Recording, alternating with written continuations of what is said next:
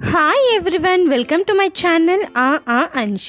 Friends, నేను ఇవాళ మీ అందరికీ చేసి చూపించబోయే రెసిపీ ఏంటంటే ఒక స్వీట్ ఐటెం. చాలా టేస్టీగా ఉంటుంది. మీ దగ్గర ఒక 2 బ్రెడ్ స్లైసెస్ ఉంటే చాలు ఈ స్వీట్ తయారు చేసేసుకోవచ్చు.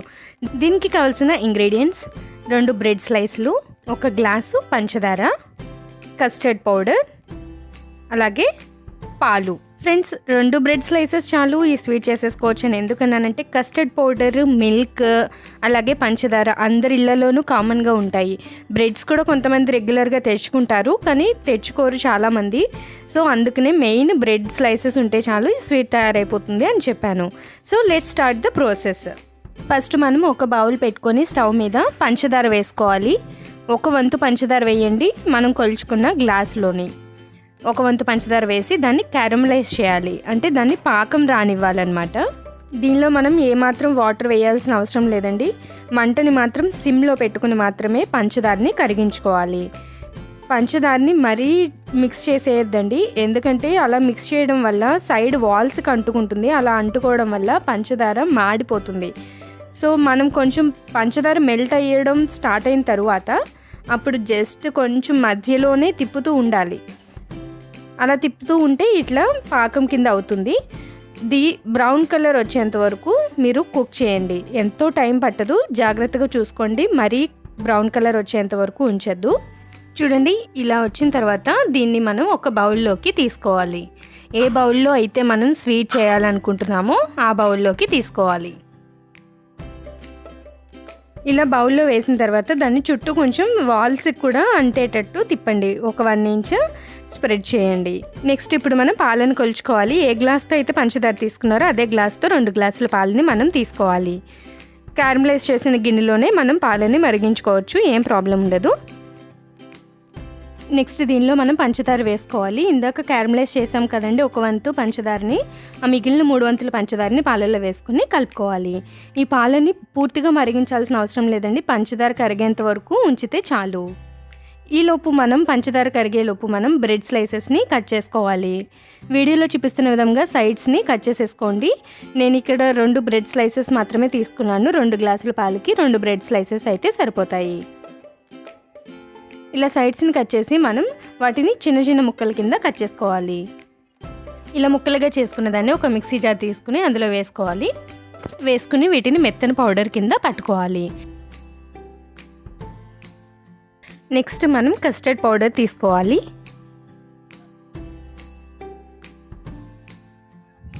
So friends, 1 spoon custard powder తీసుకోవాలి. దానిలో 1/2 గ్లాసు వాటర్ వేసుకుని బాగా మిక్స్ చేసుకోవాలి, ఉండలు లేకుండా.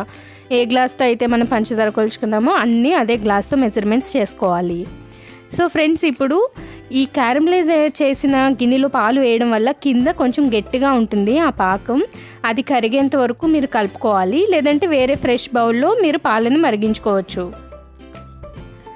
సో పంచదార అంతా కరిగిపోయేంత వరకు కలుపుకున్న తర్వాత మనం ముందుగా ప్రిపేర్ చేసుకున్న కస్టర్డ్ పౌడర్ మిక్చర్ ఉంది కదండి, అది పాలలో వేసేసుకోవాలి. పాలని మరీ మరిగించక్కర్లేదండి, పంచదార కరిగిన వెంటనే మనం ఈ కస్టర్డ్ పౌడర్ని వేసేసుకోవచ్చు.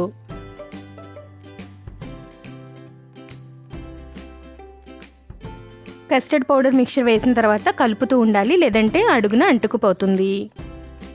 ఫ్రెండ్స్, ఇక్కడ చూడండి, వీడియోలో చూపిస్తున్న విధంగా ఈ మాత్రం చిక్కబెడితే చాలు పాలు. ఆ తర్వాత మనం ముందుగా ప్రిపేర్ చేసుకున్న బ్రెడ్ పౌడర్ ఉంది కదండి, అది కొంచెం కొంచెంగా వేసుకొని మిక్స్ చేసుకోవాలి. అంతా ఒకసారి వేసేస్తే ఉండలు కట్టేస్తుంది, గుర్తుపెట్టుకోండి. కొంచెం కొంచెం పౌడర్ వేసుకొని మనం బాగా మిక్స్ చేసుకోవాలి, అంతా కలిసేలాగా.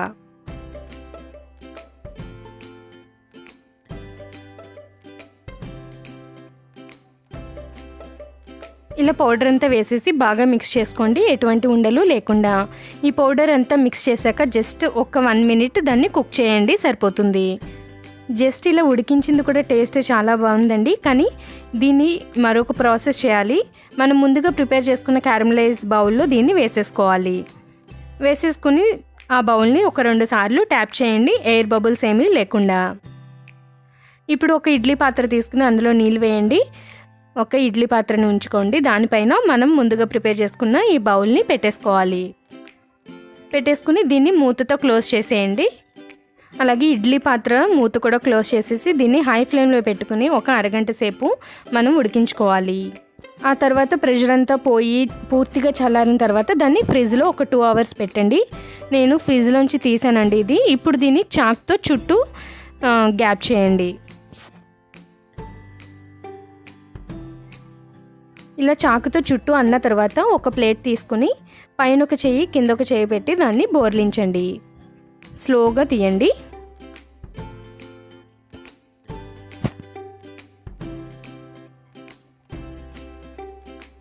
చూసారు కదా ఎంత ఈజీగా వచ్చేసిందో. కొంచెం క్రాక్స్ వచ్చిందండి. అది ఎందుకు వచ్చిందంటే నేను ఇడ్లీ పాత్రలోంచి తీసిన తర్వాత చల్లారిందా లేదా అని ఒక 2-3 సార్లు దాన్ని అయితే డిస్టర్బ్ చేశాను బౌల్ని. అలా డిస్టర్బ్ చేయకండి ఫ్రెండ్స్. సో ఇలా ఉడికించి మనం ఫ్రిడ్జ్లో పెట్టుకుంటే ఇలా జున్నులాగా వస్తుంది. టేస్ట్ కూడా అయితే కొంచెం జున్నులాగానే ఉంది. జున్ను ఇష్టపడే వాళ్ళు కూడా దీన్ని ట్రై చేయొచ్చు తినాలనిపించినప్పుడు. అంతే ఫ్రెండ్స్, చాలా ఈజీగా క్యారమెల్ బ్రెడ్ పుడింగ్ అయితే రెడీ అయిపోయింది. చాలా టేస్టీగా ఉంటుంది. తప్పకుండా ట్రై చేయండి. ఇదైతే జున్ను లాగానే ఉందండి. టేస్ట్ కట్ చేస్తున్నాను. ఆ caramel taste, custard powder flavour చాలా టేస్టీగా ఉందండి. ఈ స్వీట్ చేయడానికి మనం ఎంతో శ్రమ పడక్కర్లేదండి. కాకపోతే వెయిట్ చేయాలి. అది కుక్ అవ్వాలి, చల్లారాలి, ఫ్రిడ్జ్లో పెట్టాలి, కూల్ అవ్వాలి. ఇంతసేపు వెయిట్ చేసి తినాలి. ఈ వెయిటింగ్లో అది ఎప్పుడవుతుందా అని నేను బౌల్ని డిస్టర్బ్ చేసి మధ్యలో క్రాక్స్ని తీసుకొచ్చాను. సో మీరు తప్పు చేయకండి ఫ్రెండ్స్. ఖచ్చితంగా చల్లారుతుంది, కాకపోతే టైం పడుతుంది. ఫ్రెండ్స్, ఈ వీడియో కనుక మీకు నచ్చినట్లయితే లైక్ చేయండి, షేర్ చేయండి, కమెంట్ చేయండి. అలాగే తప్పకుండా ట్రై చేయండి. మీ ఫీలింగ్స్ని నాకు కమెంట్స్లో షేర్ చేయండి. Thanks for watching. Have a nice day and please to subscribe my channel. Bye bye.